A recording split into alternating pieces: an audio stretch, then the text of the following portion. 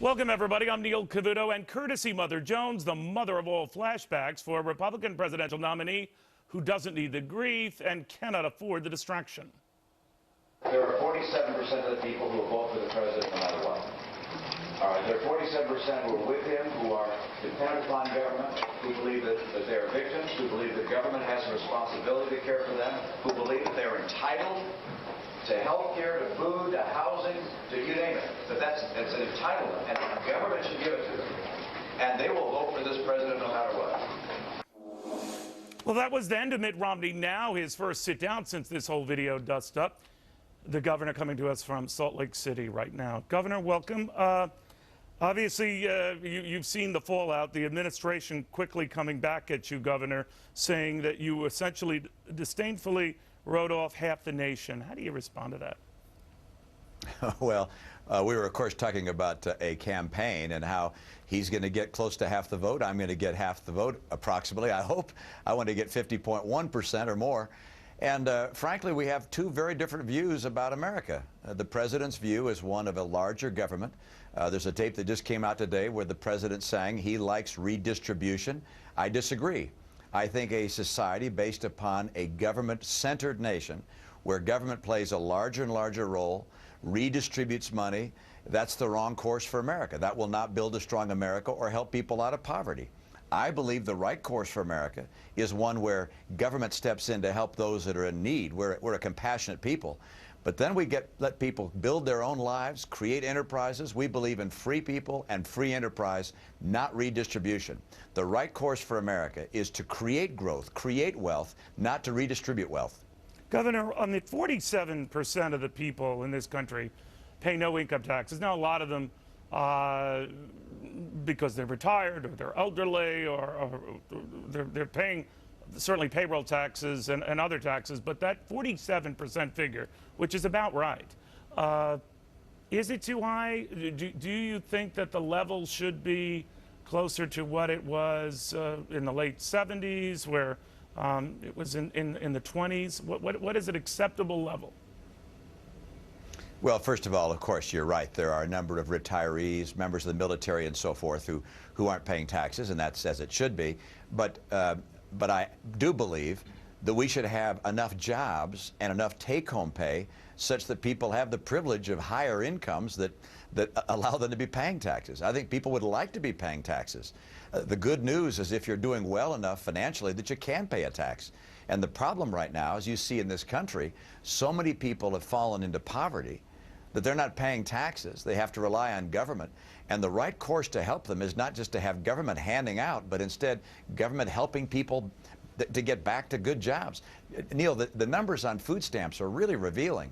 When the president took office, 32 million people were on food stamps. And now that number is 15 million higher, almost 50% higher. Now 47 million people on food stamps. You've got Americans falling into poverty under this president.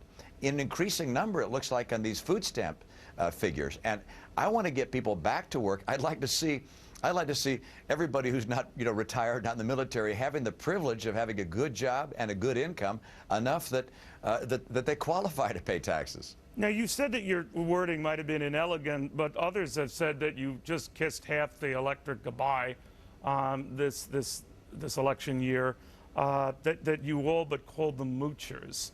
Did you? No, I'm talking about a perspective of individuals who I'm not likely to get to support me.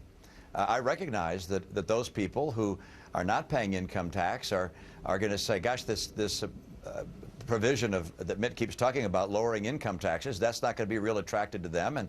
And those that are dependent upon government and those that think government's job is to redistribute, I'm not going to get them. I know there's a divide in the country about that view. I know some believe that government should take from some to give to the others.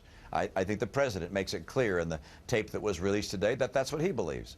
I think that's an entirely foreign concept. I believe America was built on the principle of government caring for those in need, but getting out of the way and allowing free people to pursue their dreams. Free people pursuing free enterprises is the only way we'll create a strong and growing middle class, and the only way we'll help people out of poverty. But do you think it's a given that that base would ignore you entirely, Governor, when you and your running mate Paul Ryan talked about reforming Medicare and trying to contain its growth. Oddly enough, when you were on that theme, it was helping you in Florida, a state rich in Medicare beneficiaries and Social Security beneficiaries. So talking tough on these issues doesn't necessarily hurt you with the group that benefits from them. So maybe you presupposed prematurely that this group was going to say no. Well, let me tell you, we go after every group we can to get votes, and seniors are, of course, people who I'm getting in large numbers. I've got great support from seniors because they're unhappy with the fact that President Obama's Obamacare cuts Medicare by $716 billion. So I'm getting a lot of support from seniors. And but by do you the think way, those same a lot seniors, of seniors, Governor, a lot of seniors. Go ahead, finish that. A lot of seniors pay, Neil, a lot of seniors pay income tax. And a lot of seniors don't like the idea that Medicare got cut $716 billion. So we're getting great support. But a lot of those seniors, Governor, are in that camp that are not paying income taxes, and it might have boomeranged on you with an important base. Do you worry about that? Neil, I was talking about the fact that I don't expect to get 60 or 70% of the vote. Gotcha. I understand that some portion will be the president's, some portion will be mine. I've got to get as many as I can from every single cohort in this country. But the intent that I want to talk about, and that was intended to speak about, was the fact that you have a great divide about whether we want a government that's larger and more intrusive and redistributing income, or whether instead you want a government that sees its role as protecting freedom and opportunity and letting free people build more wealth for all people. Donald Trump has said that you have nothing to apologize for. In an interview on the Today Show, he said they have to get tougher, referring to your campaign, or they're going to lose this campaign. What do you think of that? Well, I always appreciate his counsel, and you know, I think this focuses a great deal of attention on whether or not we're going to have a government that becomes larger, that tells us what kind of health insurance we have to have. Under the president, he's indicated he wants to raise taxes, raising taxes on small business, about 1 million small businesses. That's going to kill jobs. Look, the president is borrowing $1 trillion more than we're taking in every year. It's a pathway that looks more European than American, in my view, and it's one which I know some Americans are drawn to. I think they're wrong. I think they don't recognize that it's not good for America at large. But the 100% of Americans, in my view, will do much better if we have a government that lives by the model established by the founding fathers, and that was one based upon freedom and opportunity. Governor, we're hearing word that Jimmy Carter's grandson might have played an instrumental role in getting this video out, or at least find its way to Mother Jones. James Carter IV, the grandson, of course, of the former president. What do you make of that? I hadn't heard that one, Neil, you know, I'm not too concerned about the source. Look, this is a message I'm carrying day in and day out, and will carry over the coming months, which is this is a decision about the course of America and where we're going to head. And we've seen the president's policies play out over the last 4 years. And if people think they're better off, I would say, well, take a look at the numbers when it comes to median household income, which is down every year for the last 4 years. Look at unemployment, stuck above 8% now for the last 43 months. Look at what's happened to the number of people on food stamps, going up to 47 million now.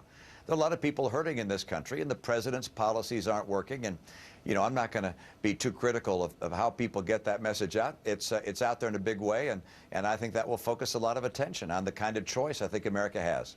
Governor Mitt Romney, thank you very much. Thanks, Neil.